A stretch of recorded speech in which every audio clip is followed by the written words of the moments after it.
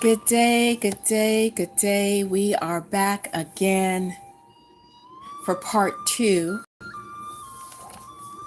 of reading from Seeking. Let's see if I can get the title in there properly. Hold on one moment. Seeking the Spirit of the Book of Change. 8 Days to Mastering a Shamanic YiJing Prediction System. And it is by Master Zhangjian Wu. And I was just thinking this morning as I was reviewing the video from last night, where I mentioned that I wasn't probably not very adept at pronouncing the names, the Chinese names. And I realized, oh, my second eldest son took Mandarin Chinese for a year and a half at Tufts University. And I've heard him speak Chinese before, and he's able to do the inflections, the intones. So I'll have to get him to review the video, and so he can admonish me on my ill pronunciation. Welcome. Good day, Pavel. Good day, good day. Pavel, can you let me know, is the music too loud? What is the volume?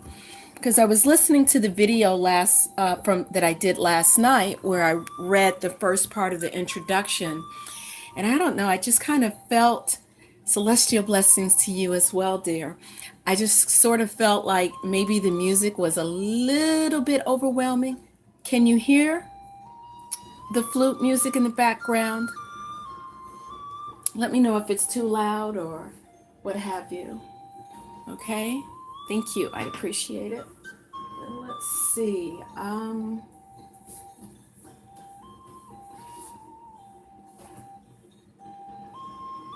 Is the music just right, or do I need to turn it down?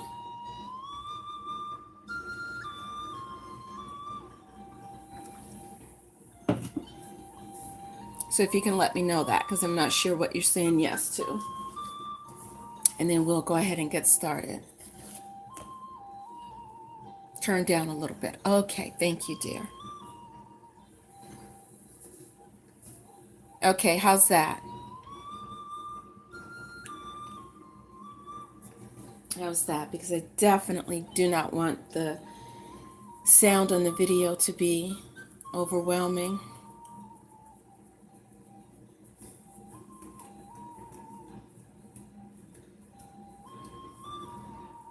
Okay, just cleaning off my specs. Okay, that's better. Okay. All right, so what I will do today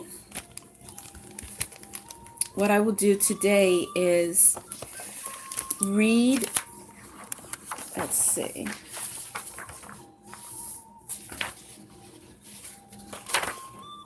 Okay, I will read a little bit from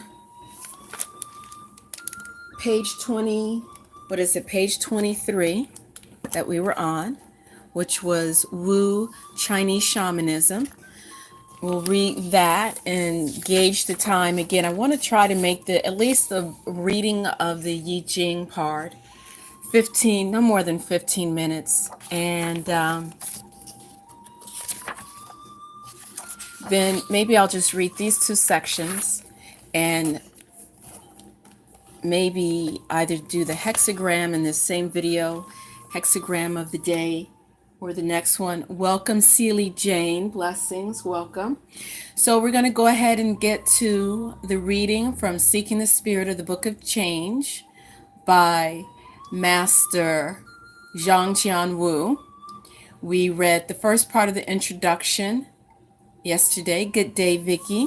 And I stopped just before the subsection on Chinese shamanism. We'll read that, and maybe on Chinese classical, what was that? Let me see that again. Chinese culture. But I also would like to do hexagram number 3. I'm sorry, not 3. Hexagram number 12 and the Kuan Yin reading. So a little bit of everything. Okay. I apologize for that. Let me get out my lime and green tea. Okay.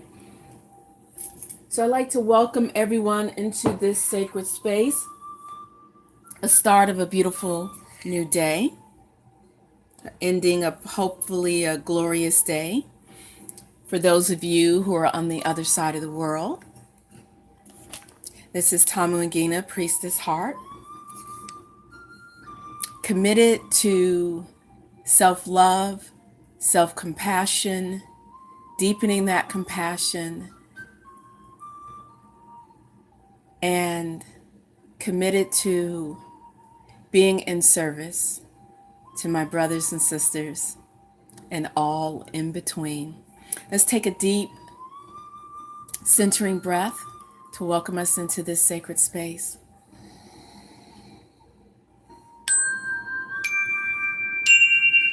Peace, peace and blessings. Okay, so we are on page 23.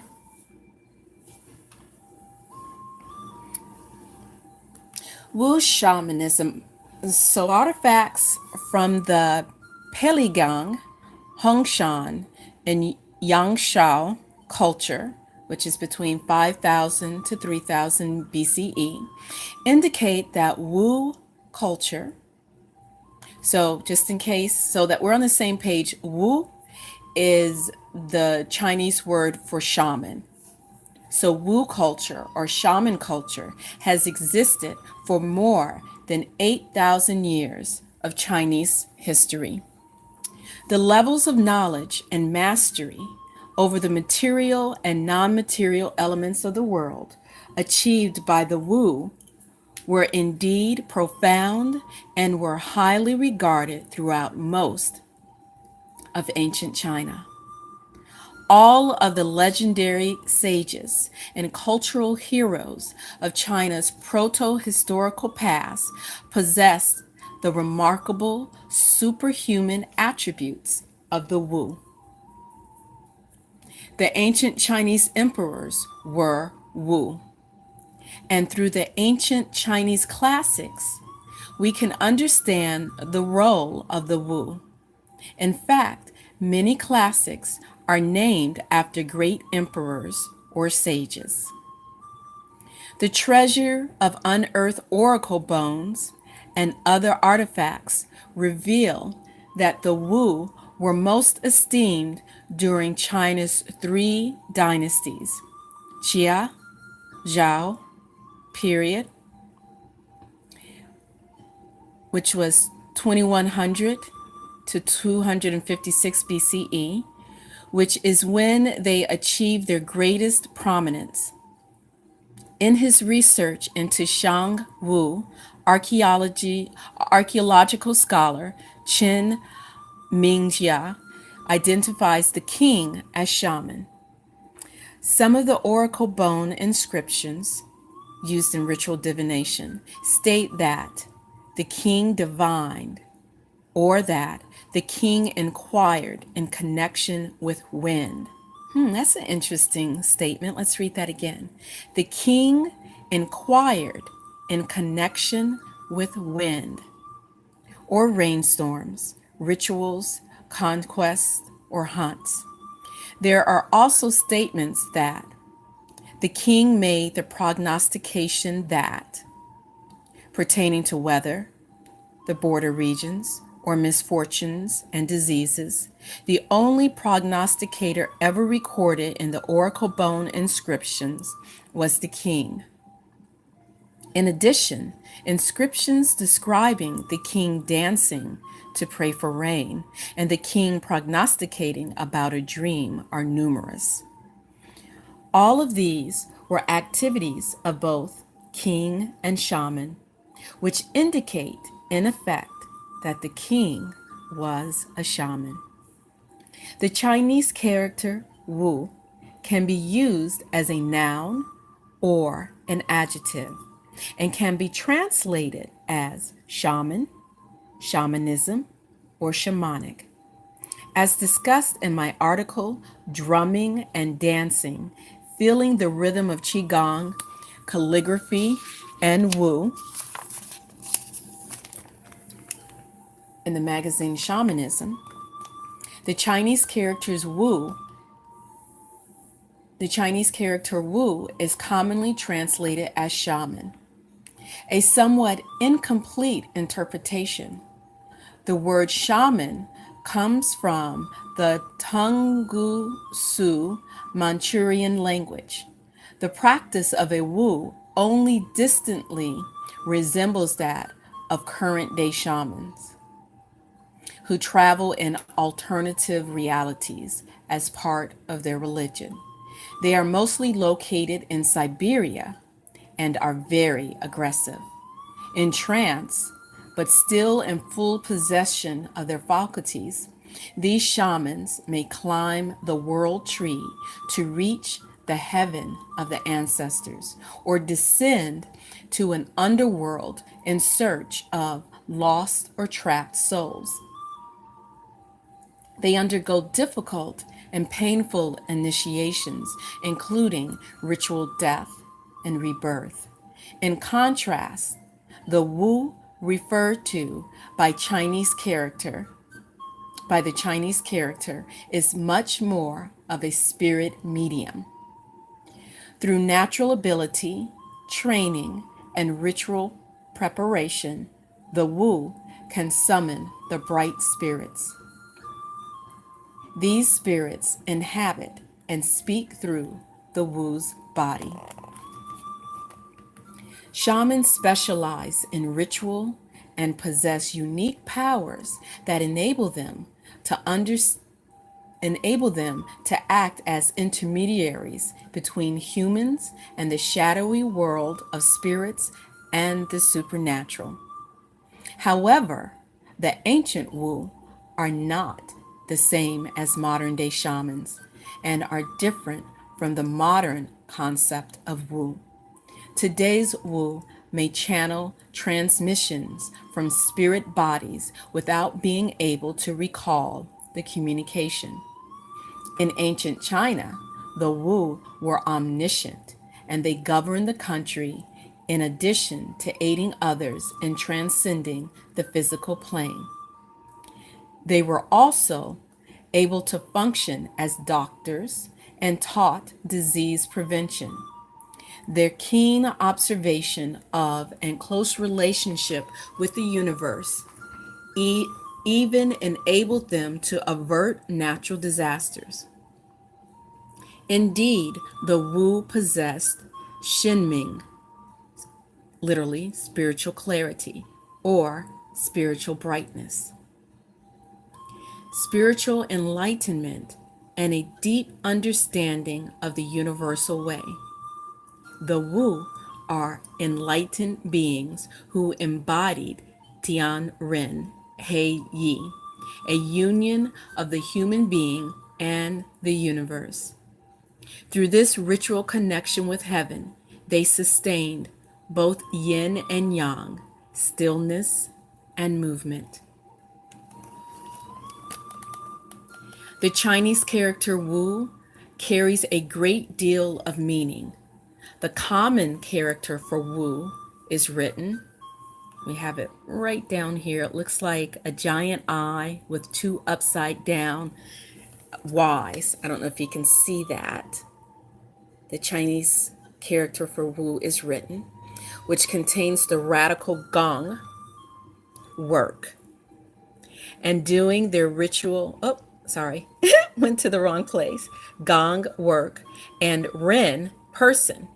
It is an image of two people working together or of two shamans doing their ritual dance. The syllable Wu is written and intoned differently, also means dancing. It is no coincidence that dancing connects the Wu to the universe and helps develop their Shin Ming. And just for a recap, Shin Ming literally translates as spiritual clarity or spiritual brightness. So before I go any further, let's kind of contemplate that for a second. Okay. Dance, ritual dance, dance as a method of developing spiritual clarity reminds me a bit of the Sufi. Is it the swirling dervishes or the swirling, twirling dervishes? You get my drift, right? That's pretty cool. Dancing and drumming, helps us to connect, for lack of a better term, with the higher self, with the universe. It's very interesting. Let's see, looking in the chat room, Pavel, the king is connecting to the 5 elements. His action is called Wu Wei, non-calculated action in according with the Tao, the Great Mother, yes. The dancer, dancing, one being. Let me take a little sip of my green tea and lime. Okay, so back to the reading.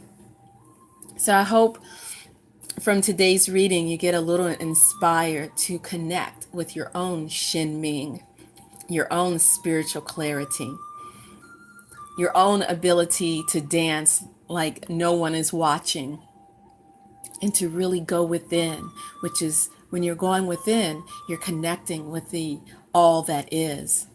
Okay, so back to the reading, right up here at the top of the page. According to, I guess that would be she, as written in one of the 10 wings of the YiJing, we can achieve a full understanding of our own Shin, or spirit, and can communicate with high-level beings through dancing and drumming. Oh, I just said that. Dancing and drumming are methods to help us understand the Shin. I would greatly agree with that. Even today, modern day shamans use drumming. I shared with you in a previous video the first time that I drummed on my own. I had purchased a djembe off of eBay. And the moment it arrived, I went up to my bedroom, turned the lights down, lit candles, lit some incense, got the drum out, had absolutely no idea what I was doing. Had never drummed before. Sat there, sort of closed my eyes, started drumming. Well, I don't remember. I either had my eyes closed or I was gazing at the candle or somewhere kind of in between. And as soon as I started drumming, I immediately, within less than 20 seconds of drumming, started trancing. It's a very interesting experience. Okay, so back to where we were. Dancing and drumming are methods to help us understand the Shin. Even the shamans of today use the ritual of dancing to facilitate universal connections, such as bringing rain to dry farmland. The ancient Wu were able to elevate their spirits to become one with all other spirits. Similarly, in the Shang oracle bones, the Chinese character Wu is written with 2 of the same radicals for gong, which means work or to work. Sort of like the word qigong. Literally, this radical stands for a carpenter's square, a tool used for making squares, fang. This is significant because in ancient Wu time, gong, a carpenter's square, was the universal measurement. It stood for order and correct behavior, or the law of nature. Fu Shi, who invented the YiJing Bagua, or the 8 trigrams, and prediction system, holds the gong as shown in some ancient scrolls. In the Hongdi YiJing classic of medicine, Gong means doctor. Ancient Chinese medicine doctors were no different from Wu.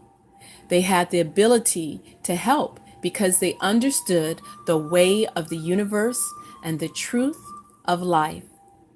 Therefore, the original function of Wu was to connect with universal energy or living in the Tao and to pass on the universal knowledge to others. So how about we leave this reading right here and contemplate on what we've read and really absorb it and, check in with ourselves and see how it applies to us today. How can we connect with our own Shinming, our own spiritual clarity or spiritual brightness, so that we can develop a deep understanding of the universal way? So we will close that.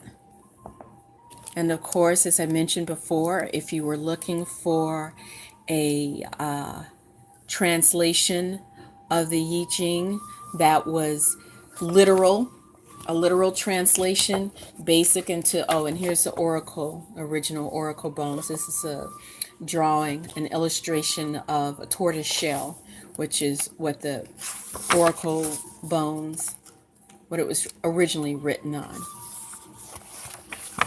And this is, again, a translation by Hersong Huang, who is a physicist, who was a professor at MIT, Massachusetts Institute of Technology. And he, again, translates, so you have the two Bagua, heaven over heaven, and these are 6 Yao. So over here, these are the Yao in the original Chinese, the traditional Chinese. This is the Yao. And the Yao depicted over here and the English translation. So I'll give you an example. So heaven over heaven, the dragon first line, and I believe, if I'm not mistaken, I believe it starts from bottom to top. I have to check on that. The first line, dragon is hibernating, do not act. Line 2, the dragon is seen in the fields, auspicious to see the great personage. Number 3, a gentleman works hard all day and keeps alert in the evening, in peril, safe. Yao number 4. The dragon is sometimes leaping in the pool, safe and sound. Number 5. The dragon is flying in the sky, auspicious to see the great personage. Line number 6. The dragon is stranded in the shallows, regrets come. And dynamic line, a group of dragons is seen without heads. Good omen. So there you go. That is a literal translation. So as Westerners, we would have no idea what that would mean. So we would definitely need to have that a little bit more of an interpretation rather than a direct translation. And I'll just share with you how B.MSc translates that same one. And so here it is. There's the bone script. This is heaven over heaven. And I'll read this one to you. Ruling a splendorous kingdom, bestowed with the graces of heaven and furthering the endeavor towards greatness, you are a pioneer. You wield both creativity and perseverance. Take pause before you proceed on your endeavor. Do not act on impulse. Instead, be receptive to the directive power of heaven over you. You want to be assured of your course of action before you proceed. Once you are assured of your course of action, act swiftly, firmly, and with conviction. Sublime success shall be yours. Now that is so completely different. So completely different. So there you go. All right. So today we are on hexagram number 12. And let's see, where are my cards? Here they are. Let's see if we can get out the illustration for hexagram number 12. And if anyone has anything they'd like to share or add to what I just read, please feel free to. And I'm just going to take a moment.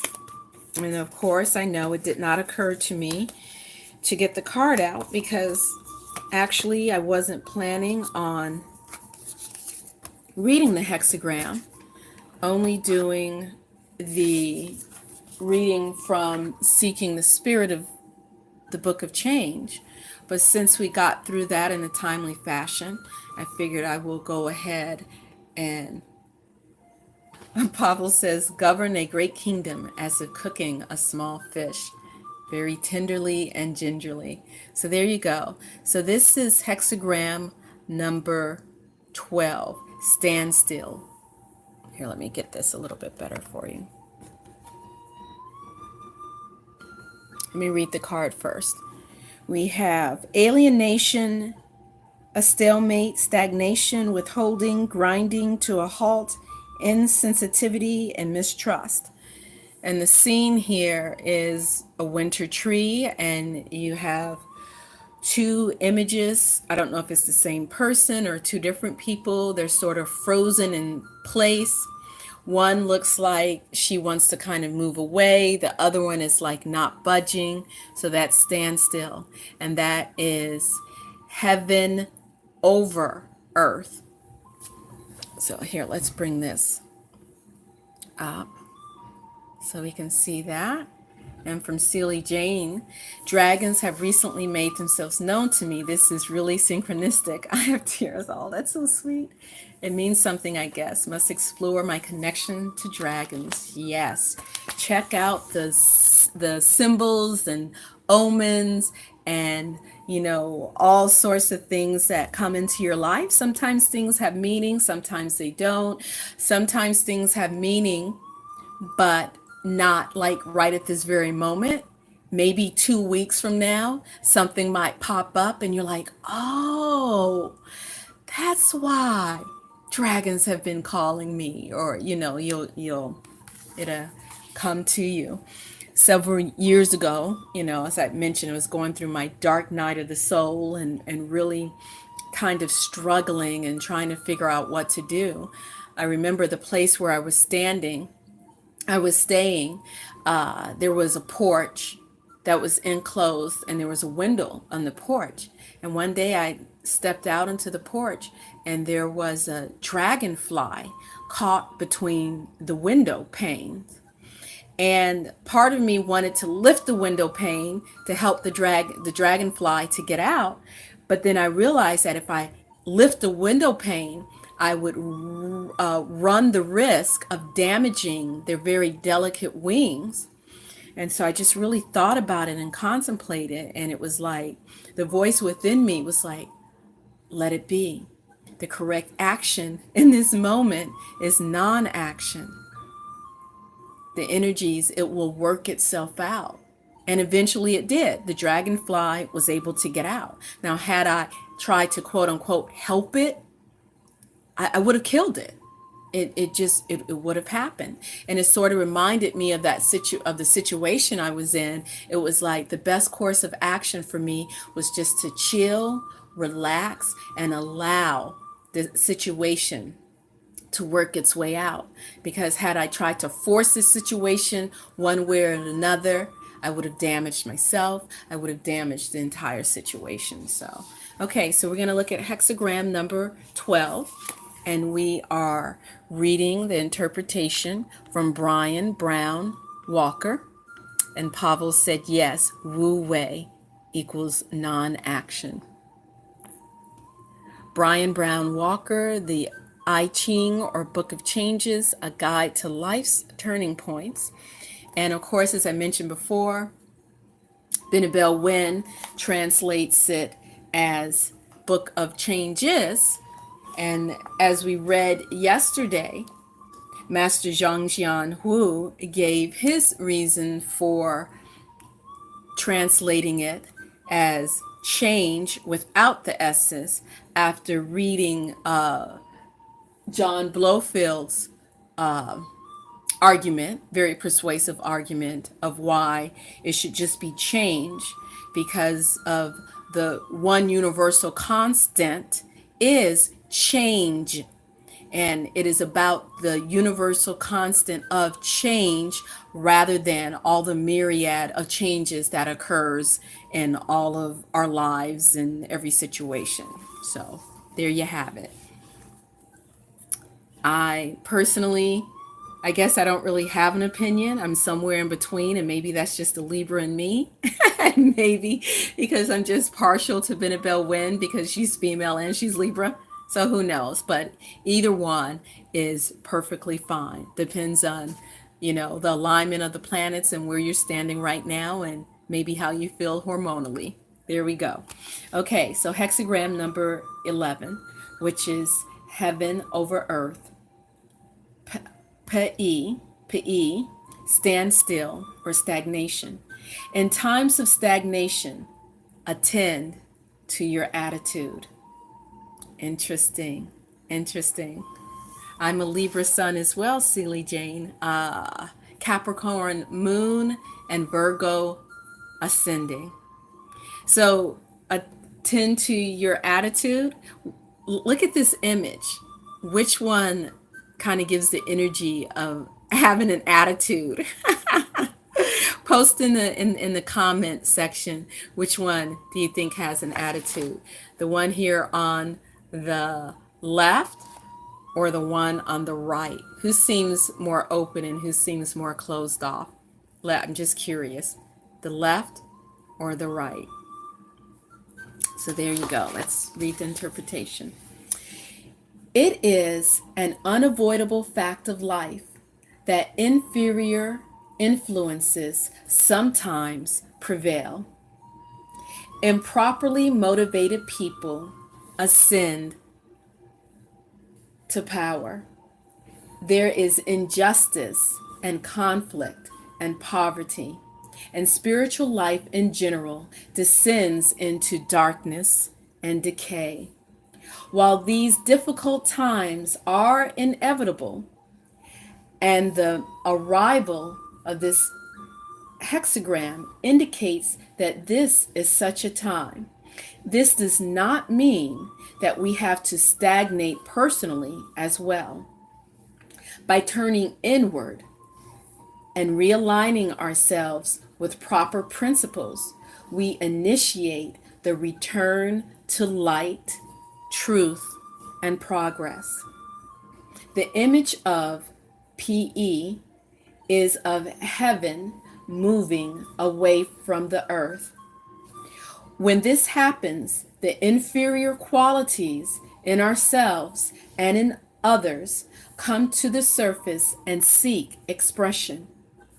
It is unlikely now that you can affect what others do or say, or that your activities will bear much fruit. While it is natural to feel anxious and disappointed about this state of affairs, it is essential to disengage from these inferior emotions now. To indulge in them is to abandon your superior self and plunge into a state of disintegration. What is wise now is to accept that external progress is unlikely.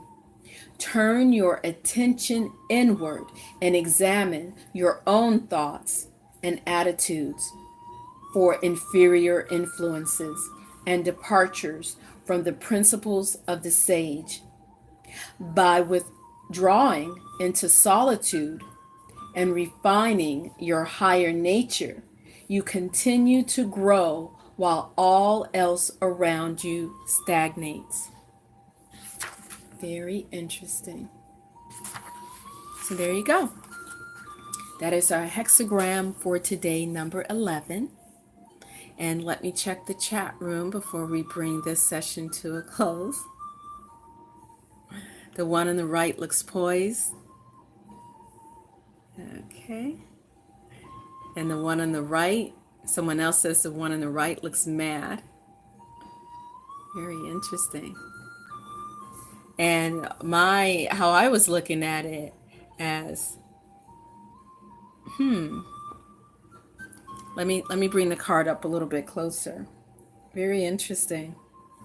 You know, everything that we see outside of us is all about our perception. It's interesting because right now my eldest son is pursuing a PhD in cognitive sciences, and his emphasis is on 3D perception. And how he explained to me is that we look at the world in terms of 2D, and then it is our brain that creates that third dimension. So that depth, we calculate it with our brain so that we can see. And so I guess he's studying, you know, what is the psychological makeup? How is it we're able to calculate that 3D? And I'm sure he'll probably explain it differently. I swear I try to understand. But interesting is that some of us tend to look at this image as the one on the left has an attitude, or the one on the right has an attitude. Or Celie Jane says the one on the left is waiting patiently, but he does have his back turned. He could be interpreted as annoyed. And I kind of thought of it as the same way. I thought he had his back turned, so he was annoyed. And the one that was turned towards us is sort of inwardly, you know, thinking, oh, I'm sorry this happened. Let me work on myself. But it's all about perception. It's all about what we're projecting onto the image. And if you can take anything away from this right now is, welcome CV, welcome Critical Braid. Yeah, we are coming to a close here, but you know, if you'd like, start it from the beginning. I did read the Wu Shamanism. It's all about what we're projecting onto the situation, onto other people. Remember, the only thing that we can probably almost with say 90% accuracy is to figure out how we feel about a situation and how we're perceiving ourselves, how we're feeling inside is what I meant to say, and how we're perceiving ourselves. And just to be mindful that whatever situation we're looking at, whatever we're perceiving that is external of ourselves, it is our perception. And my perception could be completely different from your perception. And isn't it our interpretation, our perception that gauges whether or not we feel good about something or we feel bad about something, or we project our attitude onto other people? Oh, well, you were upset with me because you said fine. And the other person's like, just because I said fine doesn't mean that I was upset. Vicky says the one on the left looks like a meditative state. Yeah. So it's all about our perception. So if we take nothing else from this end of our reading today, is to check in with ourselves and to be mindful before we completely judge and write off a situation. Just remember, this is our perception. And if we really want to know how the other person perceives it, we have to ask them and not make assumptions. Because what happens when we assume? We all know what happens when we assume. There's 3 parts in that. So there you go. So if you joined us late, I invite you to go back and start the video so you can catch our daily reading from Seeking the Spirit of the Book of Change, where we read about Shaman, Wu Shamanism. Oh, did I do the Kuan Yin? Okay, I got to do the Kuan Yin for Christina. This is for Christina and anyone else. Because I don't want to close it off. I want to give Christina her daily dose of Kuan Yin. So here we go. Let's get this in. Let's get Kuan Yin in. Okay. Let's push this back so we can try to have a nice little prop here today. Okay. Kuan Yin of universal compassion. Keyword mercy. Kuan Yin stands on a mountain, holding the nectar vase in her left hand and the essence pearl in her right.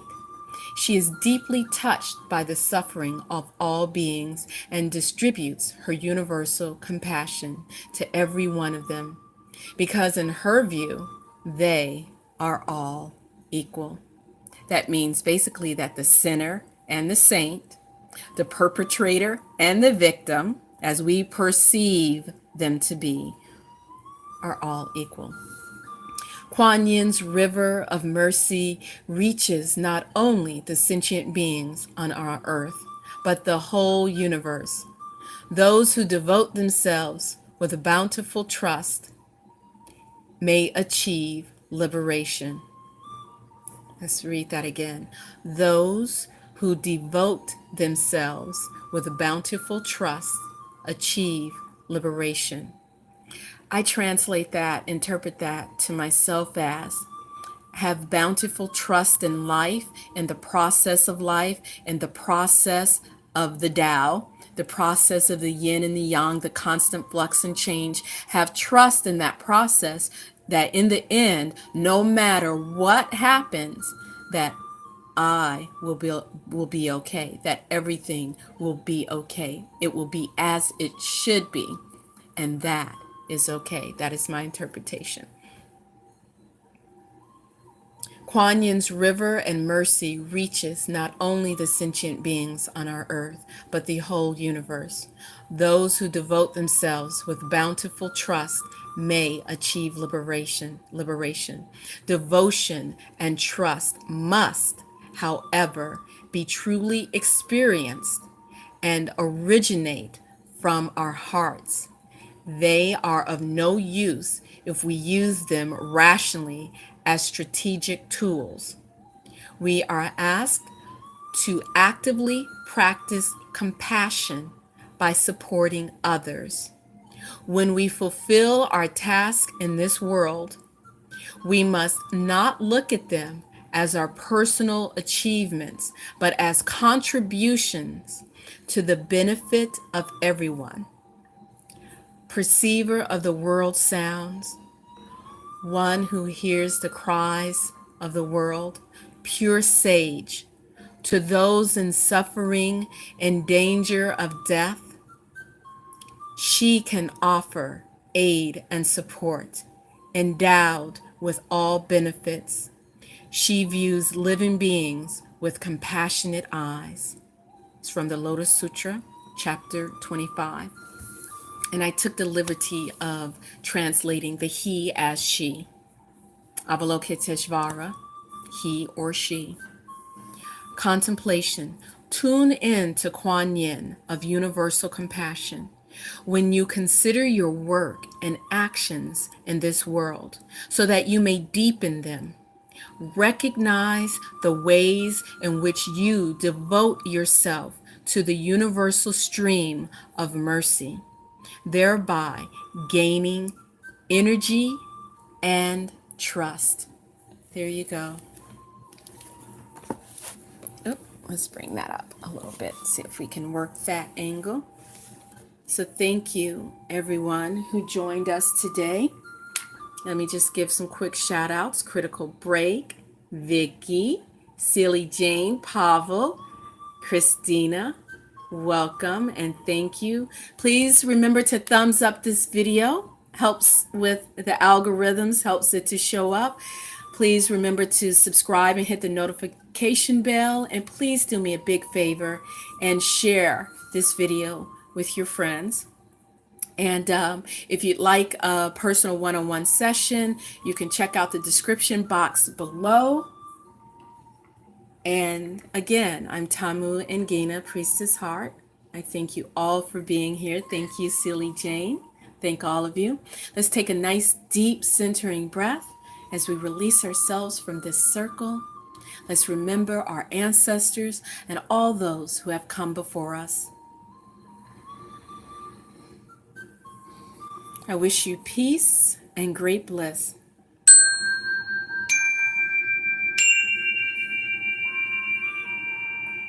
Have a beautiful day.